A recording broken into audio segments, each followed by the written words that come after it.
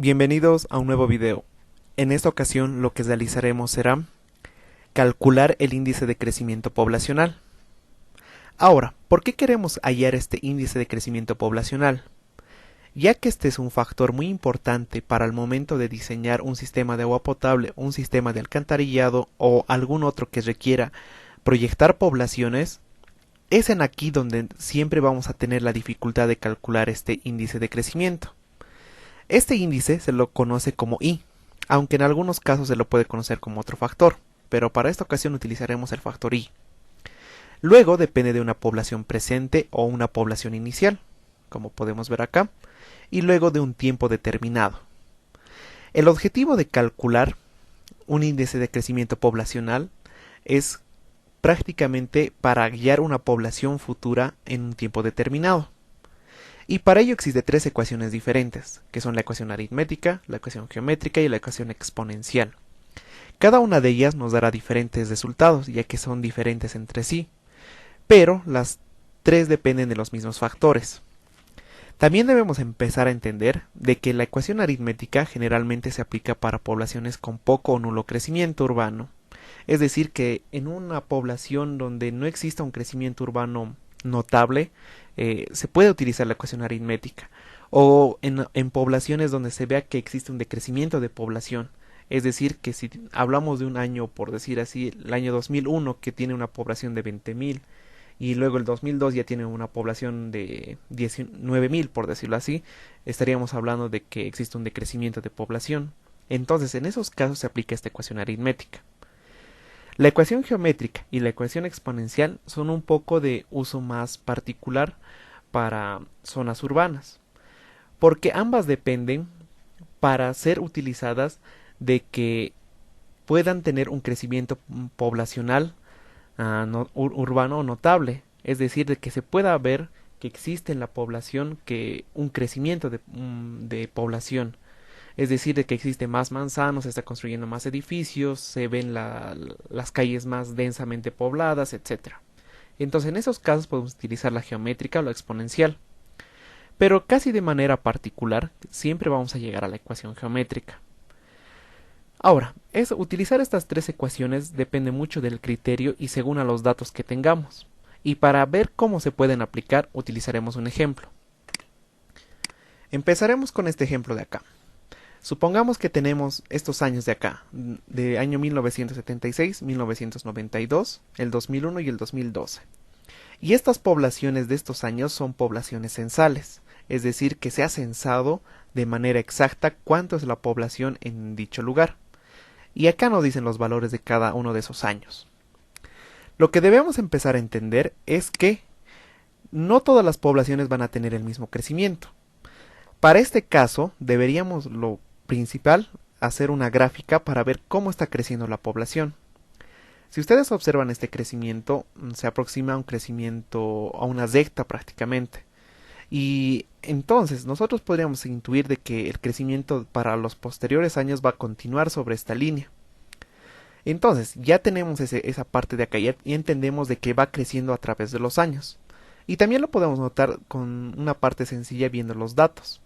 Si vemos el primer año, que nos dice que tiene un valor de 23.423 y el segundo año de 29.754, podemos ver que hay un aumento de población. Es decir, que existe un cierto crecimiento en la población. Como vemos esto, podríamos entrar a una conclusión de esta parte. Decir que la población tiene un notorio crecimiento poblacional, por lo que se recomendaría aplicar un crecimiento geométrico o exponencial. Cualquiera de los dos casos nos podría servir. Entonces, para nuestro caso utilizaremos la ecuación geométrica para ver cómo calcular este índice de crecimiento poblacional, este I. ¿Por qué? Pongámonos en cuenta lo siguiente. Si de la ecuación de acá, la ecuación geométrica, yo despejaría el I, tendría la siguiente ecuación, la parte de acá. Y como dijimos que existe una población futura y una población inicial o una población presente, podríamos reemplazar, por decir así, de estos dos años para iniciar, del año 1992 y 1976. Entonces, si yo puedo reemplazar esos valores acá, su población futura sería en este caso la del año 1992, este de acá, lo sustituyo aquí, y luego el del año 1976 lo sustituyo igualmente acá. Luego el tiempo será la diferencia de estos dos años, de 1992 y 1976. Entonces esa será su diferencia. Si yo calculo esto, me sale que el resultado del índice sería de 0.0151. Si lo multiplicaríamos por 100, nos diría que el valor del índice de crecimiento poblacional es de 1.51%. Ahora, esto podríamos aplicar para estos dos datos. Lo que podríamos hacer es aplicar para el año 1992, para el 2001 y luego para el 2001 y para el 2002. Y luego tal vez calcular un promedio. Pero hacer este procedimiento no es práctico, porque nosotros estaríamos agarrando datos sin ser tratados, sin saber qué es exactamente lo que estamos calculando. Prácticamente los datos que estaríamos aplicando serían con datos y resultados poco confiables. Entonces, hacer esto no está bien y de hecho no se debería aplicar esto. Sin importar cuál fuera el caso, no deberíamos hacer esto. Lo que sí deberíamos hacer es una regresión lineal aplicada por mínimos cuadrados. Y es lo que vamos a hacer. Entonces, vamos a empezar de la siguiente manera. Con la ecuación geométrica que teníamos nosotros como base, vamos a empezar haciendo lo siguiente. Vamos a hacer un pequeño cambio a nuestras variables que tenemos. A la población futura le voy a llamar como Y, como el eje de acá que vamos a tener acá de la población. La población inicial la voy a llamar como A, como una constante. ¿Por qué como una constante? Porque cuando queremos proyectar una población futura para cualquier año, la población inicial siempre va a ser un dato constante. Entonces por eso lo voy a llamar A y va a ser una constante. Luego la parte de acá, 1 más el índice de crecimiento, lo voy a llamar B, porque también va a ser una constante, porque el índice no va a modificarse a través de los años de una proyección.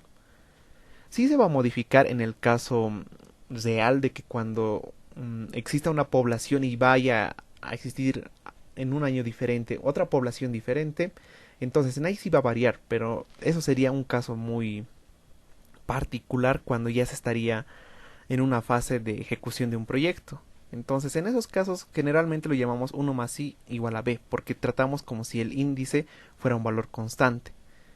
Luego tenemos el tiempo, que lo conocemos como la diferencia que existe entre la población inicial y la población futura. Eso lo vamos a llamar x, porque va a ser variable. Si nosotros cambiamos esto, vamos a tener la ecuación de acá, que y es igual a por b elevado a x. Si nosotros a esta ecuación aplicamos logaritmos para linealizarlo, entonces logaritmo de y va a ser igual a logaritmo de a por b elevado a x. A esta ecuación de acá nosotros podemos aplicar leyes de logaritmo. Por ejemplo, en separar logaritmo de a por logaritmo de b elevado a x. Y como x es un exponente, puede pasar a multiplicar al logaritmo. Y nos quedaría esta ecuación de acá. Ahora, a esta ecuación de acá podemos aplicar nuevamente un cambio a nuestras variables. Por decir así, este logaritmo de y lo voy a llamar b. Al logaritmo de a lo puedo llamar a. Al logaritmo de b le puedo llamar b. Si hago eso, voy a tener que mi ecuación es b igual a más b por x. Es decir, he hallado una ecuación lineal. Ahora, a esta ecuación lineal voy a aplicar mínimos cuadrados. Empezamos por acá. Vamos a colocar los años como lo tenemos acá. Vamos a colocar las poblaciones igual como lo tenemos acá. Y lo vamos a llamar x y y, como anteriormente lo dijimos. Población futura y el tiempo x, como lo vemos acá. Entonces, luego vamos a hacer otra columna y vamos a aplicar logaritmo de y, que sería el logaritmo de todas las poblaciones que tenemos, de los 4 años para este caso. Luego vamos a aplicar una multiplicación de la columna de los años o del tiempo multiplicada por la columna de logaritmo de y o por la columna de b, es decir, esta columna de acá por esta columna de acá, y ese va a ser el resultado de aquí. Luego tendríamos que aplicar un x elevado al cuadrado, que sería el tiempo o el tiempo que tengamos para nuestras ecuaciones elevado al cuadrado de todos los 4 datos. Igualmente a b, el de logaritmo de y, todo eso elevado al cuadrado, como lo tenemos acá. A todo esto lo que hemos aplicado debemos aplicar una sumatoria a todos los datos. Es decir, para estos 4 datos de acá aplico una sumatoria y me daría este resultado. Para y lo propio me daría este resultado. para B igual otro resultado. Y así para todas las columnas que tengamos acá. Eso es lo que hacemos. Ahora debemos ver qué nos da los resultados para la ecuación. Entonces podemos decirlos primeramente que debemos calcular el coeficiente de correlación. Este coeficiente de correlación lo representamos por esta ecuación de acá. Y aunque parezca que esta ecuación no la vamos a utilizar, es muy importante y la veremos por qué. A esta ecuación debemos sustituir sus valores de las sumatorias y este valor n.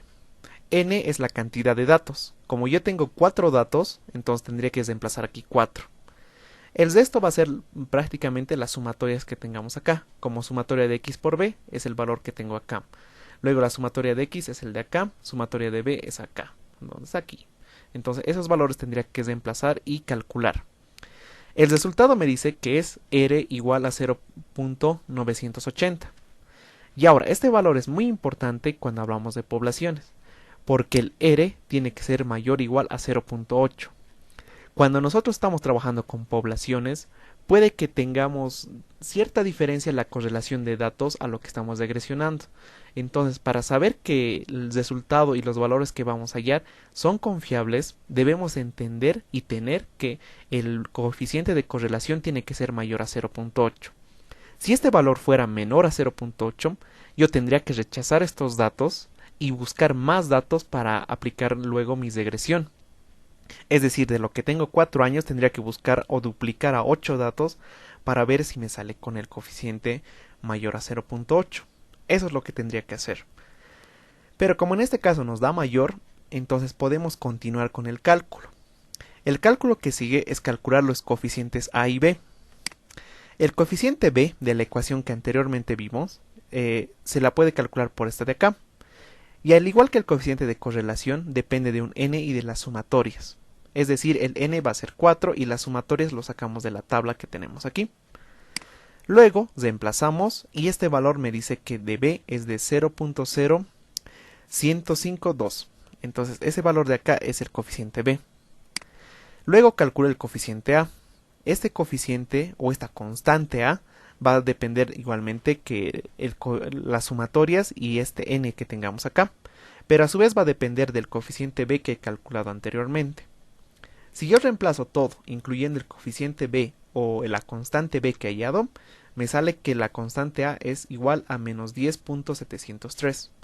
Estos dos valores de acá, si los sustituyo en la ecuación que yo anteriormente me he definido, tendría que b es igual a menos 10.703 más 0.0152 multiplicado por x.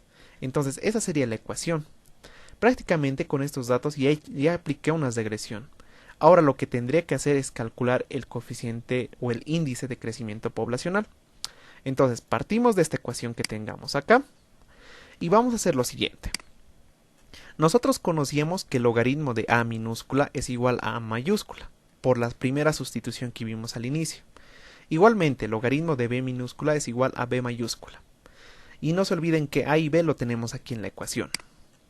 Si yo aplico el logaritmo, lo traspaso al otro lado, voy a tener que a minúscula es igual al exponencial de a mayúscula. Igualmente el b minúscula es igual a esto. Ahora, si yo calculo estos valores de acá con los coeficientes que he calculado anteriormente, a y b, voy a tener que a minúscula y b minúscula son igual a esto. Finalmente podría tener el valor de a y finalmente el valor de b.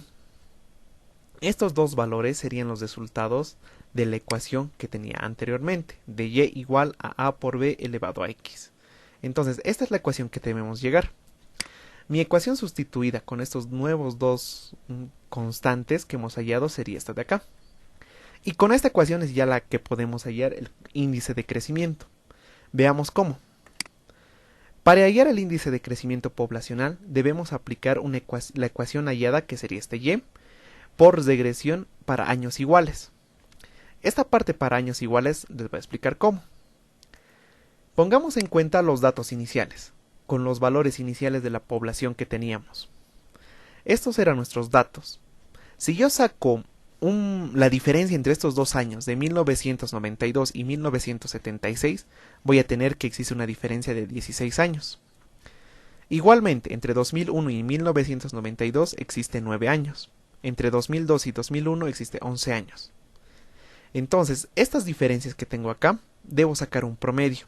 Si yo saco el promedio de estos tres, tendría que el valor es de 12. Es decir, que yo debería aplicar un valor de 12 años iguales. Ahora, vamos a ver cómo. Si yo comprendo de que la población futura es igual a y el tiempo determinado es igual a x, entonces puedo calcular todo eso. Entonces, voy a hacerme una nueva tabla. Voy a gastar en el valor 1 el primer valor, que era 1976, y para el segundo valor voy a sumarle el valor de 12. Es decir, 1976 más 12 sería 1988. Luego a este valor de 1988 le sumo 12, que sería 2000. Y luego a este 2000 le sumo otra vuelta 12. Y luego otra vuelta 12 y así hasta cuando yo quiera. Para este caso utilicé 7, pero ustedes pueden aplicar con 3 o 4 y ya el resultado les va a dar igual. Entonces, eso es lo que aplicó para años iguales. Ahora, como les dije, estos serían mis años y la forma que estoy utilizando, que es este x, sería el tiempo. Entonces, si yo reemplazo este valor de x directamente acá en la ecuación que anteriormente tengo, voy a tener que y es el resultado de la población para ese año. En pocas palabras, y será la población regresionada para ese año. Es decir, para 1976, mi y o mi población futura en ese tiempo será de 24.023. Que si este valor lo comparamos con el año que teníamos de las poblaciones censales es mayor. Pero siempre les va a dar alguna diferencia, no va a ser exacto, porque estamos aplicando una regresión. Pero para el año 2, para el año 1988, el año que no teníamos como año censal, ya tenemos un valor de población. Y para el resto de los años lo propio. Y ahora, en acá es donde ya podemos aplicar la ecuación que anteriormente vimos, la ecuación del índice de crecimiento poblacional, esta ecuación de acá. Si esta ecuación yo la aplico como anteriormente lo hice entre población futura y población presente, por ejemplo, para el año 1988 y 1976, reemplazando sus valores de población de estos dos, voy a tener que el I o el índice de crecimiento será de 1.058%. Luego voy para el año 2 y 3 y vuelvo a calcular y me sale que es 1.058. Y luego para el resto de los años y pueden observar que me va a salir el mismo resultado. Y eso es porque estamos aplicando periodos iguales. Pero estamos aplicando los periodos iguales para un valor que nosotros lo estamos tratando de una manera específica y particular, que sería este 12. Si yo al final de todo lo que he calculado le saco un promedio, que al final de cuentas será el mismo valor, podría tener una conclusión de todo esto, que el índice de crecimiento poblacional para estos datos que tenía inicialmente será de 1.058%. Es decir, ese sería mi resultado final del cálculo que estoy realizando. Y como hicimos de esta manera, se puede aplicar para las otras dos ecuaciones, para la ecuación aritmética y para la ecuación exponencial, aplicando mínimos cuadrados, linealizando la ecuación y realizando las mismas operaciones. Como era solo directamente aplicar esta ecuación para los datos que teníamos. Entonces, eso sería, y si